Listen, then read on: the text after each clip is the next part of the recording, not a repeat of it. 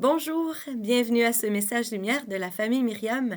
Nous nous retrouvons en ce jeudi de la 30e semaine du temps ordinaire, encore une fois heureux de partager la parole de Dieu. Aujourd'hui, l'évangile est tiré de Saint Luc. En ces jours-là, quelques pharisiens s'approchèrent de Jésus pour lui dire « Pars, va-t'en d'ici, Hérode veut te tuer. » Il leur répliqua « Allez dire à ce renard, voici que j'expulse les démons et je fais des guérisons aujourd'hui et demain, et le 3e jour, j'arrive au terme. Mais il me faut continuer ma route aujourd'hui, demain et le jour suivant, car il ne convient pas qu'un prophète périsse en dehors de Jérusalem. Jérusalem, Jérusalem, toi qui tues les prophètes et qui lapides ceux qui te sont envoyés, combien de fois ai-je voulu rassembler tes enfants comme la poule rassemble ses poussins sous ses ailes, et vous n'avez pas voulu. Voici que votre temple est abandonné à vous-même. Je vous le déclare, vous ne me verrez plus, jusqu'à ce que vienne le jour où vous direz « Béni soit celui qui vient au nom du Seigneur ». C'est un bel évangile très intéressant. Il y a beaucoup de choses. Jésus nous parle de lui, alors on va voir qu'est-ce qu'il veut nous dire aujourd'hui. Ma première impression, c'est que sous des dehors gentils, on veut faire taire Jésus. On n'a pas une idée que les pharisiens essaient de défendre Jésus. Pourtant, il y en avait qui le suivaient. Alors, on veut le faire taire. Va-t'en, pars d'ici, Hérode veut te tuer. Tais-toi. Mais Jésus ne se laisse pas faire, parce que il ira jusqu'à ce que son heure soit venue. Hérode veut le tuer. Il ne s'en ira pas parce qu'Hérode veut le tuer, mais parce que sa vie est livrée. Et le temple est abandonné à vous-même.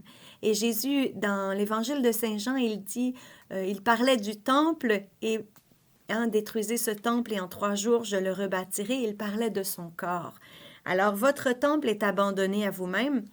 Moi, le Christ, qui suis le nouveau temple, je me livre entre vos mains. Alors voilà, Jésus sait bien ce qu'il va lui arriver et c'est pour cette heure qu'il est venu. Alors il ira jusqu'au bout dans une fidélité sans faille. Il ne va pas se dérober à l'heure que le Père a choisi pour lui, pour sa passion. Pourquoi?